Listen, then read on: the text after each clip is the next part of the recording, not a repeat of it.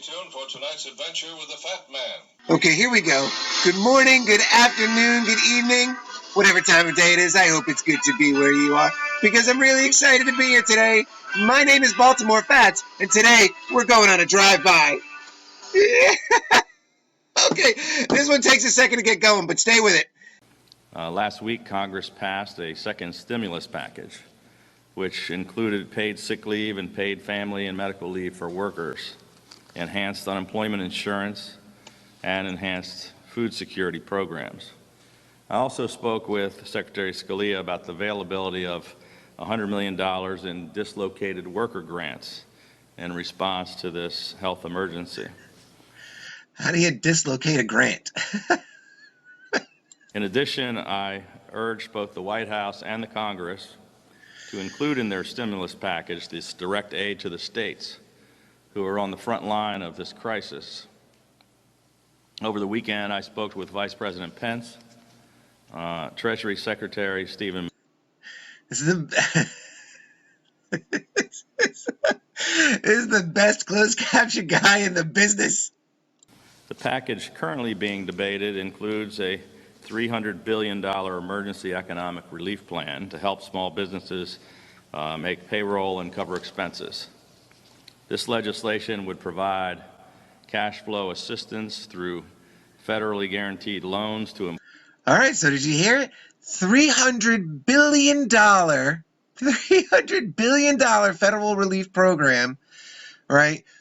That will ease cash flow and payroll problems and stuff, but they're going to be federally guaranteed loans. I mean, it is just the same cycle of BS again and again and again.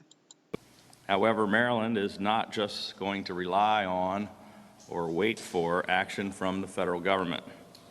As we have time and time again, we will continue to lead and continue to take action in this crisis. 3 weeks ago, I submitted a supplemental budget to provide an additional immediate $10 million. All right, so here's how prepared he was, right? 3 weeks ago, he's on the stick. And resources to prepare the state's response to COVID-19. 2 weeks ago, I submitted emergency legislation to tap into the state's rainy day fund. That's the most unbelievable thing in the world to me. They have something called a rainy day fund. I don't have a rainy day fund. How does the federal government have one?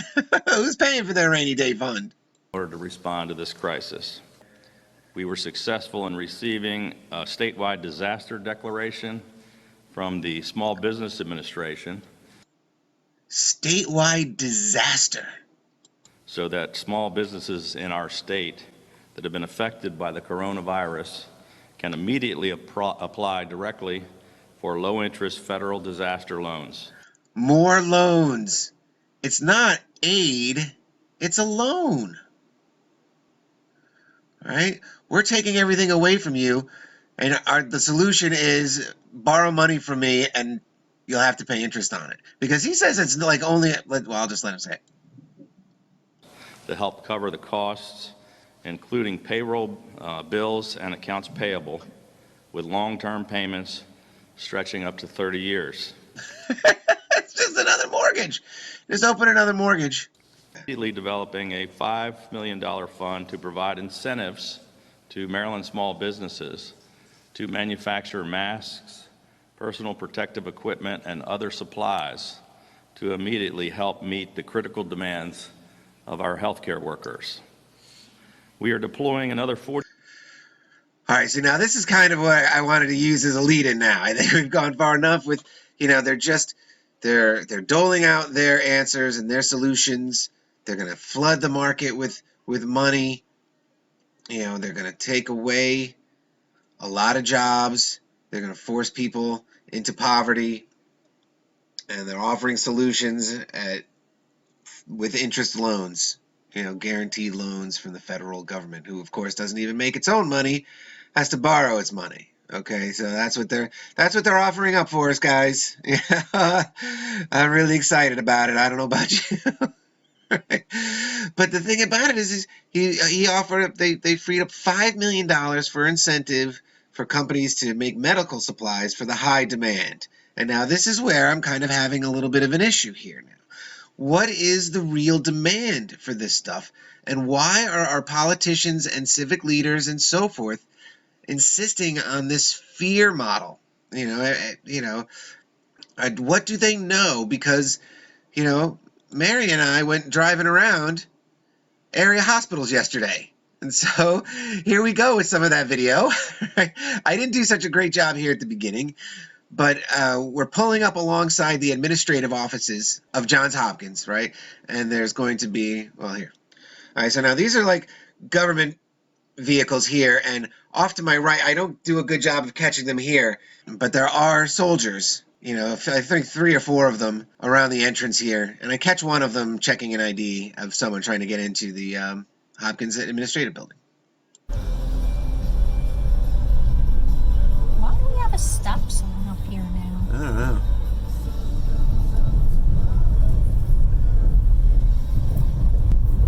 Huh. The fuck was that about? Oh, Broadway. All right, so we're heading to the emergency room. This used to be the old emergency room. Use Orleans Street for emergency entrance. Okay. Let's go to Orleans Street for the emergency. Let's do it.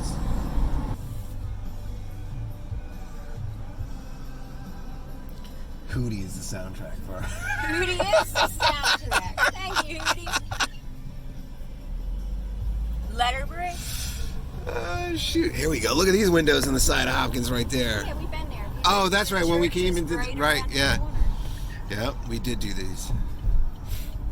Book on the book on that altar, Yeah. Mary and I are talking about an episode that we did together called Hopkins Loss. So there's that for you.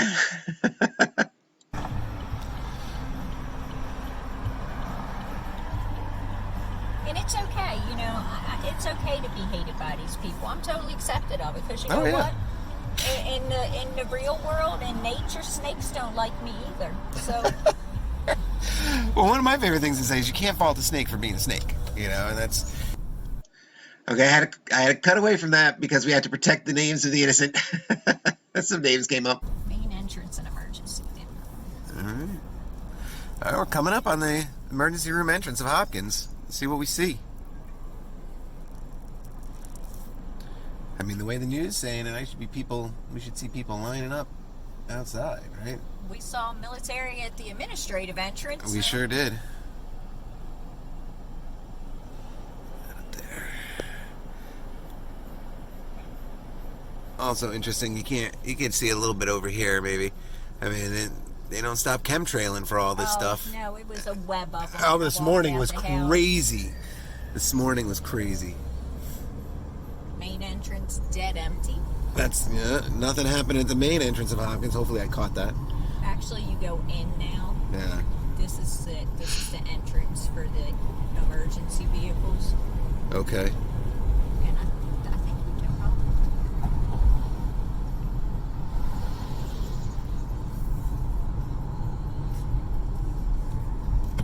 Nothing. Absolutely. There's nothing going on around here.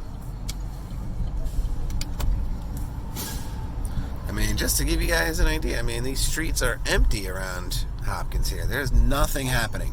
There ain't nothing going on. We're gonna take it.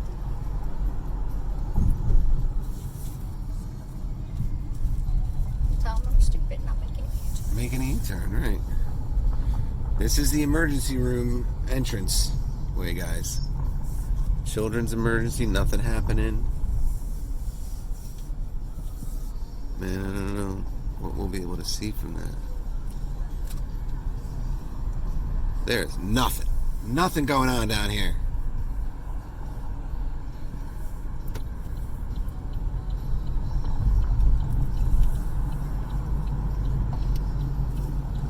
Zero. Absolutely.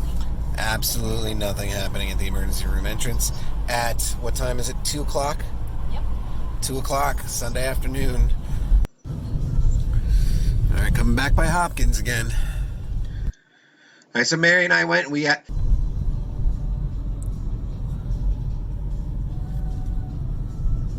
Crisis fight song playing in the background. Oh, yeah. We're not going to take the plandemic anymore.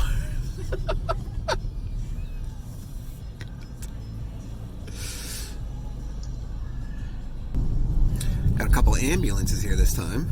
Didn't have that one. Okay, now I don't know if you caught them the first time either. I missed them. That's because I certainly would have commented if I saw them before. I was like, oh, they're still here. But one thing is they changed. We're gonna go back a little bit. There was that blue one, and there was a red one there before. But now behind the blue one is this pediatric care one. Still 2 ambulances. One is moved. Of course, that could mean nothing. I got another call. I don't know if you can catch those people. There are actually some people walking up there now,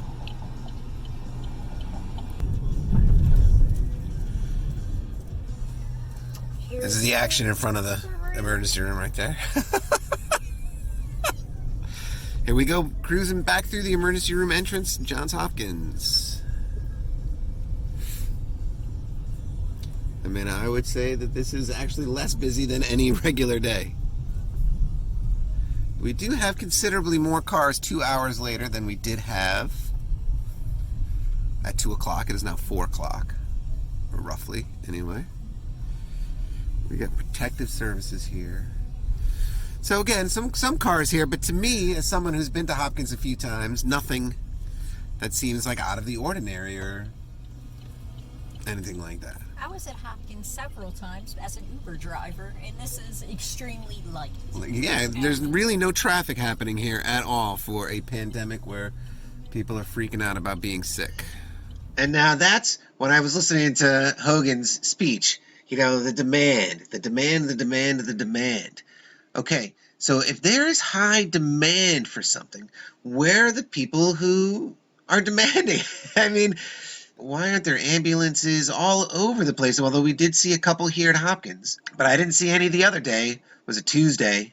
And this is like 10 days into this plandemic, into this national state of emergency, over this virus that is so deadly it's worth crippling our entire economy over, disrupting the way of life for millions and millions of people. All right, that's the entrance of Mercy Hospital at 4:14. There is nothing happening at the entrance of Mercy there. And now the emergency room, as I was saying in the other video, is behind this, but it's like in a cul-de-sac, so it's not really easy. Where it is. Let's go. But this is the entrance to Mercy Hospital. Nothing happening. Nothing. Is it in this building or is it in that? No, it's this building. It's right down here at the end of the hill. Nobody walking in the glass connector there. And so the question I have, and again, I don't know the reason. Oops. All right, and so I get distracted here, and I move away from the question. And the question is, what is this empty hospital area the byproduct of? Is it that the quarantine is, working? Or is it that there's nothing for there to be quarantined over? If they're calling for such high demand of stuff, at least, I don't know where. He's talking about the whole state of Maryland, of course, with these 6,000 beds and so on and so forth. But, there's nothing happening around these hospitals in downtown Baltimore. Hopkins, Mercy, and Maryland, and the University of Maryland Medical Center. So the emergency room for Mercy is back down in here.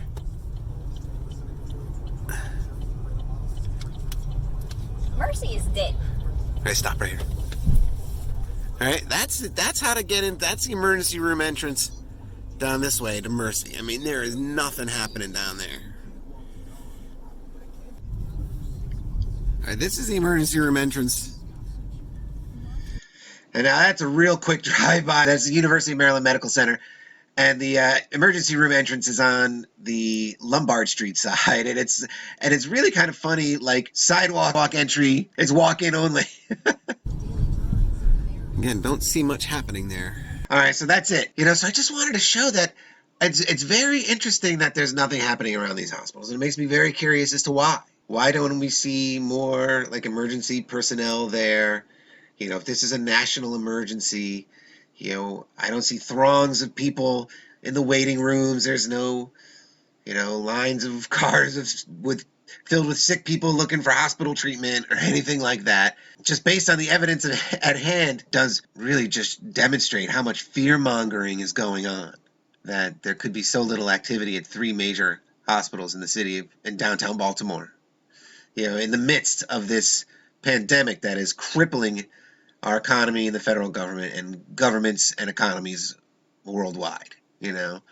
So I don't know if this one's going to stay up for very long.